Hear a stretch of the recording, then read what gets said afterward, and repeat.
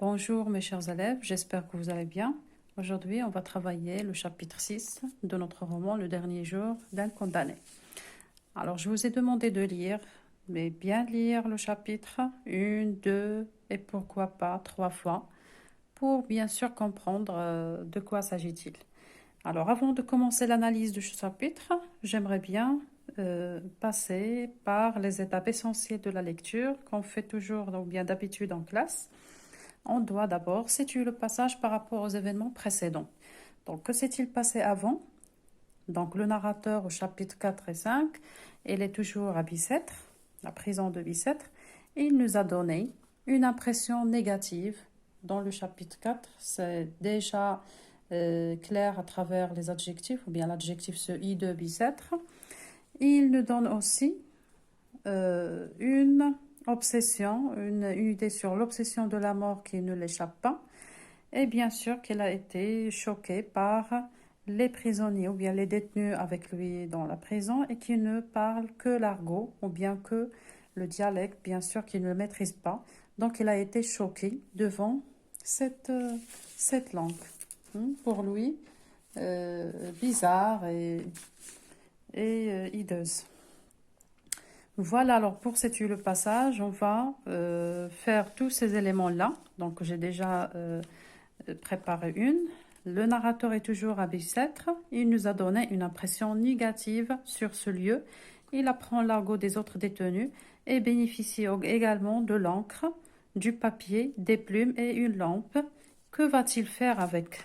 Qu'est-ce qu'il va faire avec ces outils-là, à savoir l'encre, du papier et la lampe? Et c'est l'hypothèse qu'on peut émettre pour, bien sûr, voir ce qui va passer, ce qui va être abordé tout au long du chapitre. Alors, passons maintenant à situation d'énonciation. Alors, la situation d'énonciation, vous avez déjà les indices ou bien ces éléments qui parlent. C'est le narrateur à travers l'emploi du je. On va retourner au texte. Le je, c'est déjà clair dans la première phrase. Je me suis dit. Donc le je, on voit un narrateur qui est en même temps le personnage principal qui est le condamné. À qui parle-t-il? Je me suis dit. Donc le me ici, on voit à l'interlocuteur, c'est-à-dire il parle à lui-même. Donc nous avons affaire à un monologue intérieur. Où se trouve le narrateur? Donc elle est toujours dans son cachot de Bicêtre. De quoi parle-t-il? De quoi? Alors, quel est le sujet dont on va parler dans le texte? On va lire les deux premières lignes et ça va être clair. Le mot qui se répète va donner le thème. Puisque j'ai le moyen d'écrire, pourquoi ne le ferais-je pas? Mais quoi écrire? Donc, la répétition du verbe écrire ici montre que le narrateur va nous parler d'un projet d'écriture. Donc, il est hésité entre le refus et bien sûr l'acceptation de l'acte d'écrire. Donc nous avons affaire à écrire son journal ou bien ses mémoires. Donc on passe troisièmement à identifier le texte. Donc le type du texte, il s'agit d'un texte narratif. Les types des phrases dominantes, c'est des phrases interrogatives. Alors vous remarquez bien que le texte commence par la première et puis la deuxième et puis la troisième. Donc il y a énormément de phrases interrogatives auxquelles le narrateur ne cherche pas de réponse, il répond lui-même. Donc c'est des questions oratoires, c'est des fausses questions. Alors, la focalisation, elle est interne, la tonalité, elle est pathétique et critique en même temps. Donc, on va lire la première question, qui est bien sûr une question oratoire, pour voir de quoi ce qu'on va prévoir après. Alors, puisque j'ai le moyen d'écrire, pourquoi ne le ferais-je pas? Donc, c'est une question qui s'oppose le moyen, c'est-à-dire le matériel, les outils pour écrire, à savoir l'encre, les plumes, le papier, etc. Pourquoi ne le ferais-je pas? C'est-à-dire pourquoi ne pas entamer cet acte d'écrire? Donc on aura ici, comme si vous avez bien lu, vous allez remarquer qu'on aura deux réponses tout à fait opposées. La première réponse, c'est une réponse, comme vous l'avez vu, elle est négative. Mais quoi écrire? Quoi écrire? Donc, c'est une réponse négative. Si on tourne la page, on va trouver une autre réponse qui est tout à fait positive. Pourquoi non? Pourquoi ne pas écrire? Donc, on va retourner à notre première réponse. Mais quoi écrire? Donc, il rejette la possibilité d'écrire. Donc, c'est une thèse refutée, c'est une idée refutée et refusée par Louis. Pourquoi il va refuser cet acte d'écrire? On aura ici les arguments qui vont être avancés pour justifier tout cela. Pris entre quatre murailles de pierre nues et froides. Donc le narrateur, il est pris, il est prisonnier, il est captif entre quatre murailles. Ça fait allusion à la prison de pierre nues, froides, sans liberté pour mes pas, sans horizon pour mes yeux.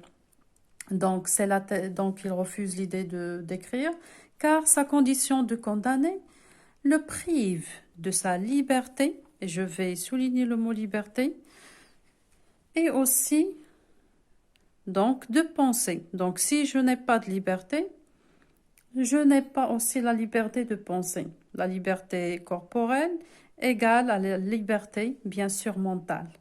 Sa liberté de penser et par conséquent la liberté d'écrire.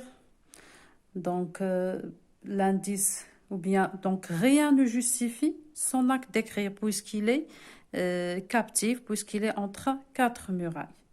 Donc, nous avons affaire aussi à un champ lexical de la souffrance. Donc, il est unique pour unique distraction machinalement occupée tout le jour à suivre la marche lente de ces carrés blanchâtres que le Judas de ma porte.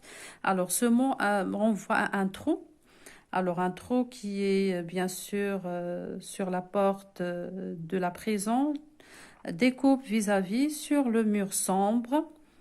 Et comme je le disais tout à l'heure, seul à seul avec une idée de crime, de châtiment, de meurtre et de mort. Donc nous avons ici une charge émotionnelle très pathétique.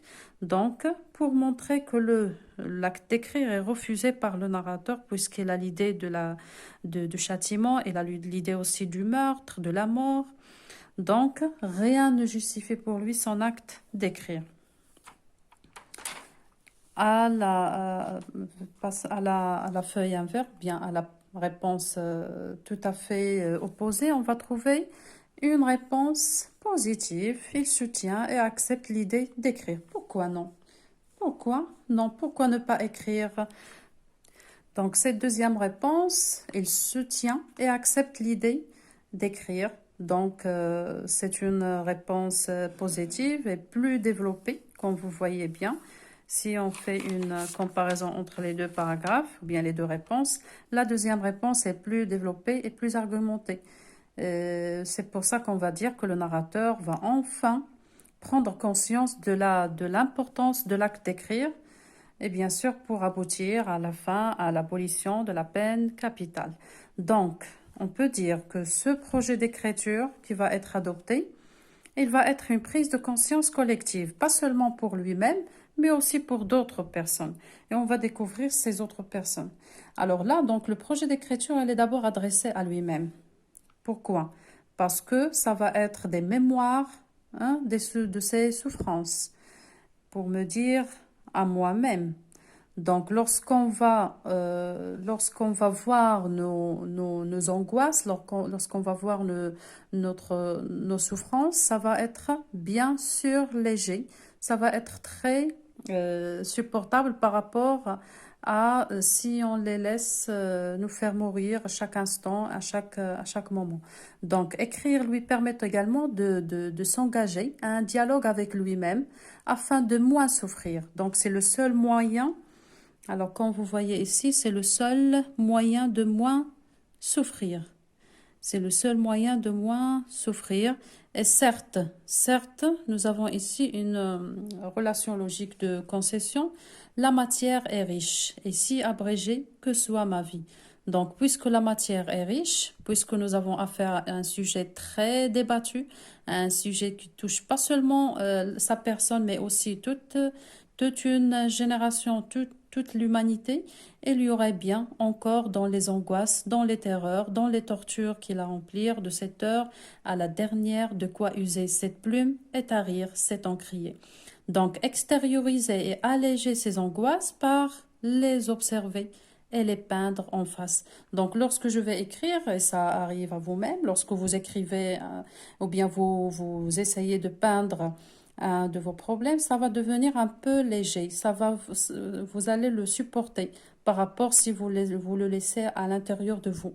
Donc, extérioriser, c'est un élément très important pour bien sûr sentir soulagé, sentir s'échapper de votre problème.